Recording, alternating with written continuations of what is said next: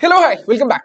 Plus two ഇംഗ്ലീഷിലെ chapter wise weightage സാധാരണഗതിയിൽ നമ്മൾ എവിടെയും ഡിസ്കസ് ചെയ്ത് കാണാറില്ല. കാരണം നിങ്ങൾ കഴിഞ്ഞ വർഷങ്ങളിലെ ക്വസ്റ്റ്യൻ പേപ്പർ എടുത്ത് നോക്കിക്കഴിഞ്ഞാൽ കൃത്യമായിട്ട് ഓരോ ചാപ്റ്ററിൽ നിന്ന് ഇത്രയാണ് മാർക്ക് വരുന്നത് നമുക്ക് ഒരിക്കലും പറയാൻ പറ്റില്ല. പക്ഷേ ക്വസ്റ്റ്യൻ പേപ്പറുകൾ റെഫർ ചെയ്ത് കഴിഞ്ഞാൽ ഏകദേശം ഇതിന്റെ ഒരു റേഞ്ച് നമുക്ക് മനസ്സിലാക്കാൻ വേണ്ടി പറ്റും. നിങ്ങൾ പ്രതീക്ഷിച്ച പോലെ തന്നെ എന്തായാലും സെക്കൻഡ് ടേമിന് തന്നെ ആയിരിക്കും ഏറ്റവും കൂടുതൽ ഇമ്പോർട്ടൻസ് വെയിറ്റേജ് കൂടുതൽ ഉണ്ടാവുക. പക്ഷേ നിങ്ങൾ ക്വസ്റ്റ്യൻ പേപ്പറുകൾ നോക്കുന്ന സമയത്ത് ഒരു കാര്യം നിങ്ങൾ ശ്രദ്ധിച്ചിട്ടുണ്ടാവും, ചില ഫസ്റ്റ് ടേമിലെ ചാപ്റ്ററിൽ നിന്ന് നമ്മൾ പ്രതീക്ഷിക്കാത്ത രീതിയിലുള്ള ക്വസ്റ്റ്യൻസ് വരാറുണ്ട്, അല്ലെങ്കിൽ അതിന് വെയിറ്റേജ് വരാറുണ്ട്.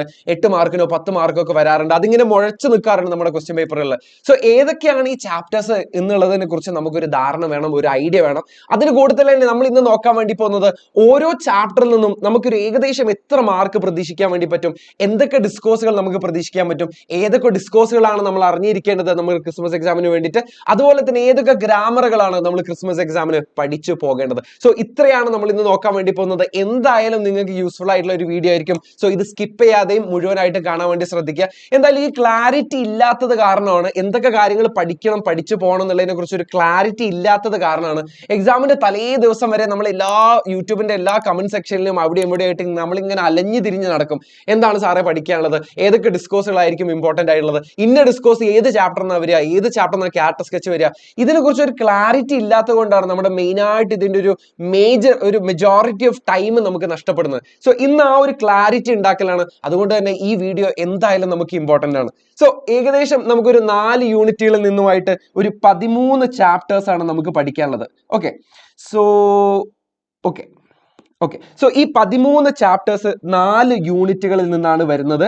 സോ ഒന്നാമത്തെ യൂണിറ്റ് എന്ന് പറയുന്നത് ഫ്ലൈറ്റ്സ് ഓഫ് ഫ്രീഡം എന്ന് പറയുന്നതാണ്. ഫ്ലൈറ്റ്സ് ഓഫ് ഫ്രീഡത്തിൽ നമുക്ക് 4 ചാപ്റ്റേഴ്സ് പഠിക്കാനുണ്ട്. സോ ഇതിന്റെ മൊത്തമായിട്ടുള്ള ഒരു തീം പറയുകയാണെങ്കിൽ വുമൺ എംപവർമെന്റിനെ കുറിച്ചാണ് ഈ 4 ചാപ്റ്റേഴ്സും സംസാരിക്കുന്നത്.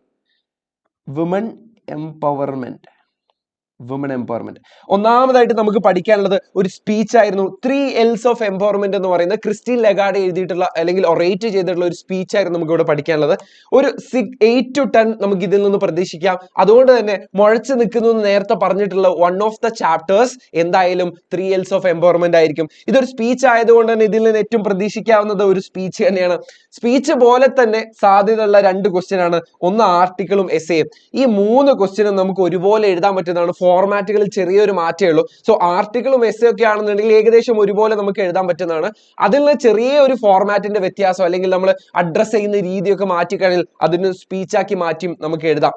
രണ്ടാമതായിട്ടുള്ള ഒരു ചാപ്റ്റർ എനി വുമൺ ആയിരുന്നു. എനി വുമണിൽ നമുക്കൊരു പോയമാണ് പഠിക്കാനുണ്ടായിരുന്നത്. ഇതിൽ നിന്ന് ഒരു 6 to 8 മാക്സ് ടു മാക്സ് പ്രതീക്ഷിച്ചാൽ മതി. പോയം കമ്പാരിസൺ ഏറ്റവും കൂടുതൽ ചോദിച്ചിട്ടുള്ളതും ഏറ്റവും കൂടുതൽ ചോദിക്കാൻ സാധ്യതയുള്ളൂ കഴിഞ്ഞ 2 വർഷങ്ങളിലും ചോദിച്ചിട്ടുള്ളത് എനി വുമൺ എന്നായിരുന്നു. പിന്നെ Q&A നമുക്ക് പ്രതീക്ഷിക്കാം. ഇലാബറേറ്റ് ചെയ്യാൻ ചോദിക്കാം. ഒരു സ്ത്രീയുടെ അമ്മയുടെ കുടുംബത്തിലുള്ള റോള്, വീട്ടിലുള്ള റോൾ എത്രത്തോളമാണെന്നുള്ളതിനെ കുറിച്ച് ഇലാബറേറ്റ് ചെയ്യാൻ ചോദിക്കാം. കമന്റ് ഓൺ എന്നൊക്കെ പറഞ്ഞിട്ട് ചോദിക്കാം. ഓക്കെ എനി വുമൺ കഴിഞ്ഞാൽ മൂന്നാമത്തെ ചാപ്റ്റർ എന്ന് പറയുന്നത് മാച്ച് ബോക്സ് എന്ന് പറയുന്ന ഒരു ഷോർട്ട് സ്റ്റോറി ആയിരുന്നു ഇവിടെ പഠിക്കാനുണ്ടായിരുന്നത്. ഇതിൽ നിന്ന് നമുക്കൊരു 4 to 6 പ്രതീക്ഷിക്കാം. ഏറ്റവും കൂടുതൽ സാധ്യത ഉള്ളത് നമിതയുടെ ക്യാരക്ടർ സ്കെച്ച് ആണ്. അതുപോലെ ഈ ഒരു ടൈറ്റിലിന്റെ റെലവൻസ് ചോദിക്കാം. എന്തുകൊണ്ടാണ് മാച്ച് ബോക്സ് എന്നുള്ള ഒരു പേരിടാനുള്ള കാരണം എന്ന് ചോദിക്കാം. അതുപോലെ തന്നെ എന്തിനാണ് സ്ത്രീകളെ അല്ലെങ്കിൽ വിമനെ മാച്ച് ബോക്സ് ആയിട്ട് കമ്പയർ ചെയ്തത് എന്ന് ചോദിക്കാം. സോ മാച്ച് ബോക്സ് എന്നുള്ള ടൈറ്റിലും പഠിക്കുക, എന്തുകൊണ്ടാണ് സ്ത്രീകൾ അതുമായിട്ട് കമ്പയർ ചെയ്തത് എന്നുള്ളതും പഠിക്കാം. നാലാമതായിട്ട് നമ്മൾ ഒരു അനക്ഡോട്ട് ആയിരുന്നു പഠിച്ചത്. ഹൊറിഗല്ലു എന്ന് പറയുന്ന സുധാമൂർത്തിയുടെ അനക്ഡോട്ട് ആയിരുന്നു പഠിച്ചത്. അതിൽ നമുക്കൊരു 6 to 8 പ്രതീക്ഷിക്കാം. Writeup, letter, narrate. ഈ ലെറ്റർ പോലെ തന്നെയാണ് ഇമെയിൽ ചെറിയൊരു മാറ്റം വരുന്നത് @gmail.com എന്നുള്ളതും സബ്ജക്ട് കൊടുക്കുന്നതും ഇങ്ങനെയുള്ള 1-2 മാറ്റങ്ങളേ ഉള്ളൂ. ലെറ്ററും ഇമെയിലും തമ്മിൽ വേറെ മാറ്റങ്ങളൊന്നുമില്ല. ഹൈറ്റ്സ് ഓഫ് ഹാർമണി എന്ന് പറയുന്ന രണ്ടാമത്തെ യൂണിറ്റിൽ നമുക്ക് 3 ചാപ്റ്റേഴ്സ് ആണ് പഠിക്കാനുള്ളത്. മെൻഡിങ് വാൾ എന്ന് പറയുന്ന ഒരു പോയം ഇവിടെ പഠിക്കാണ്. ഇതാണ് നമ്മുടെ ഒന്നാമത്തെ ചാപ്റ്റർ. ഒരു 4 to 6 പ്രതീക്ഷിച്ചോ. Q&A പ്രതീക്ഷിക്കാം. ബ്ലോഗ് പ്രതീക്ഷിക്കാം. കമ്പാരിസൺ അത്ര സാധ്യത ഉണ്ടെന്ന് ഞാൻ പറയില്ല, പക്ഷെ എന്നാലും നമ്മുടെ എനി വുമൺ കഴിഞ്ഞാൽ ഏറ്റവും കൂടുതൽ സാധ്യതയുള്ള ഒരു പോയമാണ് മെൻഡിങ് വാൾ എന്ന് പറയുന്നത്. പിന്നെ നമുക്ക് പഠിക്കാനുള്ളത് അമീഗോ ബ്രദേഴ്സ് ആയിരുന്നു. അമീഗോ ബ്രദേഴ്സിൽ ഒരു ഷോർട്ട് സ്റ്റോറിയാണ്. അമീഗോ ബ്രദേഴ്സിൽ നമുക്കൊരു 4 to 6 പ്രതീക്ഷിക്കാം. ഏറ്റവും കൂടുതൽ സാധ്യത TV റിപ്പോർട്ട് വരാനാണ് എന്നുള്ളതും ഒന്ന് നോട്ട് ചെയ്ത് വെക്കുക. അവർ ഓഫ് ട്രൂത്ത് എന്ന് പറയുന്ന ഒരു 1 act പ്ലേ ആയിരുന്നു. ഇതിൽ നിന്ന് നമുക്കൊരു 6 to 8 പ്രതീക്ഷിക്കാം. ഏറ്റവും കൂടുതൽ സാധ്യത ഉള്ളതും ഏറ്റവും കൂടുതൽ റിപ്പീറ്റ് ചെയ്യുന്നതും റോബർട്ട് ബാൾഡ്വിന്റെ ക്യാരക്ടർ സ്കെച്ചാണ്. ഒന്ന് നോട്ട് ചെയ്ത് വെക്കുക, ഒന്ന് പഠിച്ചു വെക്കുക. ചാലഞ്ചസ് ഓഫ് ലൈഫ് എന്ന് പറയുന്ന നമ്മുടെ മൂന്നാമത്തെ യൂണിറ്റിലും നമുക്ക് 3 ചാപ്റ്റേഴ്സ് ആണ് പഠിക്കാനുള്ളത്. 3 വീൽഡ് റവല്യൂഷൻ എന്ന് പറയുന്നത് ഒരു ഇന്റർവ്യൂ ആയിരുന്നു. അതുകൊണ്ട് തന്നെ ഇതിൽ ഏറ്റവും കൂടുതൽ സാധ്യത ഉള്ളത് ക്വസ്റ്റ്യനെയർ ആണ്. ക്വസ്റ്റ്യനെയറിന്റെ പ്രത്യേകത എന്താണെന്ന് വെച്ചാൽ ചില കേസുകളിലെ ക്വസ്റ്റ്യനെയറിന്റെ ഉത്തരം നമ്മളോട് ചോദിക്കും. അതുകൊണ്ട് ഇത് നമ്മൾ വിചാരിച്ച പോലെ 4 മാർക്കിനൊന്നും ആയിരിക്കില്ല, ഇത് 6 മാർക്കിനായിരിക്കും ചോദിക്കുക. അപ്പൊ ക്വസ്റ്റ്യനെയർ വരുമ്പോൾ അതിന്റെ ഉത്തരം കൂടെ എഴുതാനുള്ള രീതിയിലായിരിക്കണം നമ്മൾ ഇതിന് ക്വസ്റ്റ്യൻസ് ഫ്രെയിം ചെയ്യേണ്ടത്. ഇതിൽ നിന്ന് ഒരു 8 to 10 മാർക്ക് നമുക്ക് പ്രതീക്ഷിക്കാം. ഇമെയിൽ പ്രതീക്ഷിക്കാം, പാരഗ്രാഫും പ്രതീക്ഷിക്കാം. ഇനി ദീദി എന്ന് പറയുന്നത് ഒരു ലൈഫ് റൈറ്റിംഗ് ആണ്. ഇതിൽ നിന്ന് നമുക്ക് ഒരു 4 to 8 പ്രതീക്ഷിക്കാം. ലെറ്ററും ഡയറിയും ഒക്കെ സാധ്യതയുള്ള ഒരു ചാപ്റ്റർ ആണ് ദീദി എന്ന് പറയുന്നത്. അത് കഴിഞ്ഞിട്ട് സ്റ്റാമർ എന്ന് പറയുന്ന സച്ചിദാനന്ദ ഒരു പോയം പഠിക്കാനുണ്ടായിരുന്നു. 4 to 8 അഗൈൻ പ്രതീക്ഷിക്കാം. ഇതിൽ നിന്ന് കമ്പാരിസൺ വരാനുള്ള സാധ്യത വളരെ കുറവാണ്. പക്ഷെ ഒരു പ്രാവശ്യം ചോദിച്ചിട്ടുണ്ട്. 2019 or 2018 ചോദിച്ചിരിക്കുന്നതാണ് എൻ്റെ ഒരു ഓർമ്മ. പക്ഷെ ഒരു പ്രാവശ്യം കമ്പാരിസൺ ചോദിച്ചിട്ടുണ്ട്. ഇതുപോലെ സിമിലർ ആയിട്ടുള്ള പോയിന്റ്സ് ഇല്ലാത്തത് കാരണം കമ്പാരിസന്റെ സാധ്യത കുറവാണ്. പക്ഷെ പഠിക്കാതെ പോകണ്ട. എന്തായാലും പാരഗ്രാഫ് റൈറ്റിംഗ് അല്ലെങ്കിൽ ഇലാബറേറ്റ് ചെയ്യാനുള്ള ക്വസ്റ്റ്യൻസ് എന്തായാലും നമുക്ക് പ്രതീക്ഷിക്കാം. പിന്നെ ലിവ് ആൻഡ് ലെറ്റ് ലിവ് എന്ന് പറയുന്ന നമ്മുടെ അവസാനത്തെ യൂണിറ്റിലെ ഈ എല്ലാ ചാപ്റ്റേഴ്സും വളരെ വെയിറ്റേജ് കൂടുതലുള്ള ചാപ്റ്റേഴ്സ് ആണ്. കാരണം നമ്മൾ അവസാനം പഠിച്ചത് കൊണ്ടായിരിക്കണം. സാധാരണഗതിയിൽ ക്വസ്റ്റ്യൻ പേപ്പറിൽ ഇതിനൊരു എംഫസിസ് ഇമ്പോർട്ടൻസ് കൊടുക്കാറുണ്ട്. When A sapling is planted എന്ന് പറയുന്നത് നമുക്കിവിടെ വാങ്കാരി മത്തായിയുടെ ഒരു സ്പീച്ച് ആയിരുന്നു പഠിക്കാനുള്ളത്. 6 to 10 എന്തായാലും പ്രതീക്ഷിച്ചോ. സ്പീച്ച് നമുക്ക് ചോദിക്കാം. വാങ്കാരി മത്തായിയോട് ചോദിക്കാൻ പറ്റുന്ന ക്വസ്റ്റ്യനറുകൾ ഉണ്ടാവാം. അല്ലെങ്കിൽ ചിലപ്പോൾ വാങ്കാരി മത്തായി ആയിരിക്കില്ല, ചിലപ്പോൾ വേറെ ഏതെങ്കിലും എന്താ പറയുക എൻവയൺമെന്റൽ ആക്ടിവിസ്റ്റിനോട് ചോദിക്കാൻ പറ്റുന്ന ക്വസ്റ്റ്യൻസ് ആയിരിക്കും ചോദിക്കുന്നത്. News paper report, seminar report, vlog പോലെയുള്ള ക്വസ്റ്റ്യൻസ് ഇല്ലേ ജനറൽ ആയിട്ട് ചോദിക്കാം. കാരണം ഇതൊരു എൻവയൺമെന്റൽ പ്രൊട്ടസ്റ്റിനൊക്കെ ബേസ് ചെയ്തിട്ടുള്ള അല്ലെങ്കിൽ എൻവയൺമെന്റ് പ്രൊട്ടക്ട് ചെയ്യേണ്ടതിന്റെ ആവശ്യകതയെ കുറിച്ച് സംസാരിക്കുന്ന ചാപ്റ്റർ ആയതുകൊണ്ട് തന്നെ ഈ ഒരു തീം ബേസ് ചെയ്തുകൊണ്ട് ജനറൽ ആയിട്ടുള്ള ക്വസ്റ്റ്യൻസ് പ്രതീക്ഷിക്കാവുന്നതാണ്. റൈസ് എന്ന് പറയുന്നത് പിന്നെ നമുക്ക് പഠിക്കാനുണ്ടായിരുന്ന ഒരു പോയം ആയിരുന്നു. പിന്നീട് നമുക്ക് പഠിക്കാനുണ്ടായിരുന്നത്. ഇതിൽ നിന്ന് നമുക്ക് 6 to 8 പ്രതീക്ഷിക്കാം. ഇതിൽ നിന്ന് ഏറ്റവും കൂടുതൽ സാധ്യത എന്താണെന്നറിയോ, ഒരു റൈറ്റപ്പ് ആയിരിക്കും. ആ റൈറ്റപ്പ് ഈ ഒരു പോയത്തിൽ യൂസ് ചെയ്തിരിക്കുന്ന സറ്റൈറിക്കൽ എലമെന്റ് അല്ലെങ്കിൽ ഇതിൽ യൂസ് ചെയ്തിരിക്കുന്ന കോൺട്രാസ്റ്റ് അതിനെ കുറിച്ചിട്ടായിരിക്കും ചോദിക്കുക. അല്ലെങ്കിൽ പാരഗ്രാഫർ ചോദിക്കാം. പാരഗ്രാഫിൽ എന്തായിരിക്കും അറിയോ, ഈ കവി നാട്ടിലേക്ക് വന്ന സമയത്ത്, പോയിട്ട് നാട്ടിലേക്ക് വന്ന സമയത്ത് പ്രതീക്ഷിച്ചത് തന്നെയാണോ, എക്സ്പെക്ട് ചെയ്ത് തന്നെയാണോ പുള്ളിക്കാരൻ അവിടെ കണ്ടത് എന്നുള്ള ഒരു ചോദ്യം വരാം. പിന്നെ അവസാനത്തെ ചാപ്റ്റർ ആയിരുന്നു ഡേഞ്ചേഴ്സ് ഓഫ് ഡ്രഗ് അബ്യൂസ് എന്ന് പറഞ്ഞിട്ടുള്ളത്. ഇവിടെ നമുക്കൊരു എസ്സേ ആയിരുന്നു പഠിക്കാനുണ്ടായിരുന്നത്. അതുകൊണ്ട് തന്നെ ഇതിൽ നിന്ന് റൈറ്റപ്പ്, എസ്സേ, ആർട്ടിക്കിൾ പോലെയുള്ള ക്വസ്റ്റ്യൻസ് വരാം, സ്പീച്ച് വരാം, വ്ളോഗ് വരാം. ഇതിൽ നിന്ന് നമുക്കൊരു 6 to 10 എന്തായാലും പ്രതീക്ഷിക്കാം. സോ ഇങ്ങനെയാണ് ഇതിന്റെ ഒരു ചാപ്റ്റർ വൈസ് വെയിറ്റേജിന്റെ ഒരു ഏകദേശ റേഞ്ച് വരുന്നത്. കൃത്യമായിട്ട് ഇത്ര മാർക്കിനായിരിക്കും വരുന്നത് പറയാൻ ഇത് കെമിസ്ട്രിയോ ഫിസിക്സോ മാത്സോ പോലെ നമുക്ക് ഒരിക്കലും പറയാൻ വേണ്ടി പറ്റില്ല.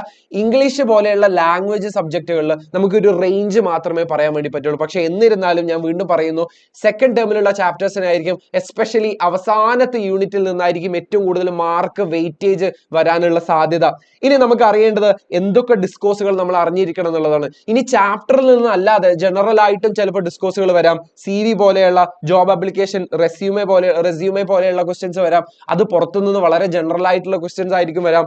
അപ്പോൾ കൃത്യമായിട്ട് പറയുകയാണെന്നുണ്ടെങ്കിൽ ചാപ്റ്ററുകളിൽ നിന്ന് മാത്രമല്ല നമ്മളോട് ക്വസ്റ്റ്യൻ ചോദിക്കുന്നത്. ക്രിട്ടിക്കൽ അപ്രിസിയേഷൻ എന്തായാലും നമ്മൾ അറിഞ്ഞിരിക്കണം. പക്ഷേ നമ്മൾ അറിഞ്ഞിരിക്കേണ്ട ക്രിട്ടിക്കൽ അപ്രിസിയേഷൻ നമ്മൾ പഠിച്ചിട്ടുള്ള ഒരു പോയത്തിൽ നിന്നും അപ്പുറത്തേക്ക് നമ്മൾ എങ്ങനെ ഏതൊരു പോയം കിട്ടിക്കഴിഞ്ഞാലും അതിന്റെ കമ്പാരിസൺ എങ്ങനെ എഴുതാം എന്നുള്ളതാണ് നമ്മൾ അറിഞ്ഞിരിക്കേണ്ടത്. നിങ്ങളുടെ എല്ലാ അവസാനത്തെ ക്വസ്റ്റ്യനും ഇതായിരിക്കും, കമ്പാരിസൺ ആയിരിക്കും, ക്രിട്ടിക്കൽ അപ്രിസിയേഷൻ ആയിരിക്കും. പഠിച്ചൊരു പോയം, അറിയാത്ത ഒരു പോയം, പക്ഷെ സിമിലർ ആയിട്ടുള്ള തീം ആയിരിക്കും. ഇതിനെ തമ്മിൽ കമ്പയർ ചെയ്യാൻ എന്തായാലും ചോദിച്ചിരിക്കും 8 മാർക്കിന്. ഇതില്ലാത്തൊരു ക്വസ്റ്റ്യൻ പേപ്പർ ഇല്ല. നിങ്ങളെ എല്ലാ ക്വസ്റ്റ്യൻ പേപ്പറിന്റെ അവസാനത്തെ ചോദ്യം ഇതായിരിക്കും. ഡിബേറ്റ് ചോദിക്കാനുള്ള സാധ്യതയുണ്ട്. പാനൽ ഡിസ്കഷൻ ഇപ്പൊ ചോദിക്കില്ല. ബ്ലർബ് റൈറ്റിംഗ് ചോദിക്കാനുള്ള സാധ്യതയുണ്ട്. സ്പീച്ച് എന്തായാലും ചോദിക്കും. പാനൽ ഡിസ്കഷൻ പിന്നെ വന്നു ഇല്ല. നറേഷൻ ചോദിക്കാനുള്ള സാധ്യതയുണ്ട്. അനൗൺസ്മെന്റ് ചിലപ്പോൾ ചോദിക്കാനുള്ള സാധ്യതയുണ്ട്. ക്യാരക്ടർ സ്കെച്ച് എന്തായാലും ചോദിക്കും. ഗ്രൂപ്പ് ഡിസ്കഷൻ ഇപ്പൊ അത്ര ഇമ്പോർട്ടന്റ് അല്ല. ഇന്റർവ്യൂ ക്വസ്റ്റ്യനെയർ എന്തായാലും ചോദിക്കും. ജോബ് ആപ്ലിക്കേഷൻ, റെസ്യൂമെ എന്തായാലും ചോദിക്കും. ബ്ലോഗിങ് ചോദിക്കാനുള്ള സാധ്യതയുണ്ട്. ലെറ്റർ അല്ലെങ്കിൽ ഇമെയിൽ ചോദിക്കാനുള്ള സാധ്യതയുണ്ട്. റൈറ്റപ്പ് പോലെ തന്നെയുള്ള സാധനങ്ങളാണ് ആർട്ടിക്കിള്, അതുപോലെ തന്നെ എസ്സേ, ഈ പറഞ്ഞ സാധനമൊക്കെ ഏകദേശം റൈറ്റ് അപ്പ് പോലെ തന്നെയുള്ള ക്വസ്റ്റ്യൻസ് ആണ്. സോ ഇത്രയും ഡിസ്കോഴ്സുകൾ നമ്മൾ എന്തായാലും അറിഞ്ഞിരിക്കണം. ഇത് അറിയാതെ നിങ്ങൾ ഈ ഡിസ്കോഴ്സുകളുടെ ഒരു ഫോർമാറ്റ് എന്താണെന്ന് അറിയാതെ നിങ്ങൾ എക്സാം ഹാളിലേക്ക് പോയി കഴിഞ്ഞിട്ട് നിങ്ങളുടെ ചാപ്റ്റർ സമ്മറി മാത്രം അറിഞ്ഞുകൊണ്ട് നിങ്ങൾക്ക് ഒന്നും എഴുതാൻ വേണ്ടി പറ്റില്ല. കാരണം ഈ ഒരു ഫോർമാറ്റ് കൂടെ നിങ്ങൾക്ക് അറിയോ എന്നുള്ളതാണ് എന്തായാലും ഈ ഒരു ക്വസ്റ്റ്യൻ പേപ്പർ നിങ്ങളുടെ ആൻസർ ഷീറ്റ് വായിക്കുന്ന ഒരാൾ എന്തായാലും വിലയിരുത്താൻ വേണ്ടി പോകുന്നത്. സോ ഇത്തരം ഡിസ്കോഴ്സുകൾ എന്തായാലും നോക്കിയിട്ട് പോവാം. നമ്മൾ അറിഞ്ഞിരിക്കേണ്ട ഗ്രാമറുകൾ എന്തായാലും നിങ്ങൾക്ക് ഓൾറെഡി അറിയുന്നുണ്ടാവും. റിപ്പോർട്ടഡ് സ്പീച്ച് എഡിറ്റിംഗ്, അതുപോലെ തന്നെ cohesive device, if close, had better ഒക്കെ നമ്മൾ +1 പഠിച്ചിട്ടുണ്ട്. അതിൽ നിന്ന് എക്സ്ട്രാ ആയിട്ട് നമ്മൾ അറിഞ്ഞിരിക്കേണ്ട കുറച്ച് കാര്യങ്ങളാണ് ഈ active voice, passive voice, phrasal വെർബുകൾ നമ്മൾ അറിഞ്ഞിരിക്കണം. ഈ ഓക്സിലറി വെർബ്, പ്രപ്പോസിഷൻ, അഡ്ജക്റ്റീവ്, ടെൻസസുകളൊക്കെ ഇത് ഇടയ്ക്കിടയ്ക്കൊക്കെ ഇങ്ങനെ പുട്ട് തേങ്ങ ഇടുന്ന പോലെ ഇടയ്ക്ക് ചോദിക്കാറുണ്ട്. പക്ഷെ ഏറ്റവും ഇമ്പോർട്ടന്റ് ആയിട്ടുള്ളത് ഈ reported speech editing, active voice and passive voice, phrasal വെർബുകൾ, ഇഫ് ക്ലോസ്, കൊഹിസീവ് ഡിവൈസുകളാണ് ഏറ്റവും കൂടുതൽ സാധ്യതയുള്ളത്. ഇതാണ് ഏറ്റവും കൂടുതൽ ആവർത്തിച്ച് വരുന്നതും. എന്തായാലും നമുക്ക് ഗ്രാമർ ഒരു 8 to 12 മാർക്സിന് എന്തായാലും പ്രതീക്ഷിക്കാം. അതിലെന്തായാലും കുറയില്ല. അപ്പോൾ എന്തായാലും ഇത്രയും കാര്യങ്ങൾ നിങ്ങൾ ശ്രദ്ധിക്കാതെ എക്സാം ഹാളിലേക്ക് പോകരുത്. ഓരോ ചാപ്റ്റർ വൈസ് അതിന്റെ മാർക്ക് ഡിസ്ട്രിബ്യൂഷന്റെ ഒരു വെയിറ്റേജിന്റെ ഒരു ഏകദേശ റേഞ്ച് ഞാൻ ഇവിടെ പറഞ്ഞിട്ടുണ്ട്. അതുപോലെ തന്നെ എന്തൊക്കെ ഡിസ്കോഴ്സുകൾ നമ്മൾ പഠിക്കണം, അതുപോലെ തന്നെ എന്തൊക്കെ ഗ്രാമറുകൾ നമ്മൾ അറിഞ്ഞിരിക്കണം എന്നുള്ളതിനെ കുറിച്ച് ഞാൻ പറഞ്ഞിട്ടുണ്ട്. സോ ഈ ഒരു ക്ലാരിറ്റി ഇല്ലാത്തത് കാരണം നിങ്ങൾ ആരും ഇനി പഠിക്കാതെ ഇരിക്കരുത്. സ്റ്റെപ്പ് ബൈ സ്റ്റെപ്പ് ആയിട്ട് ഇപ്പൊ തന്നെ തുടങ്ങിക്കോ. ഇപ്പൊ നമ്മുടെ കയ്യിൽ ഒരു ക്ലാരിറ്റി ഉണ്ട്, എന്തൊക്കെ കാര്യങ്ങൾ ചെയ്യണമെന്ന് നമുക്കറിയാം. So all the very best മക്കളെ. Thank U.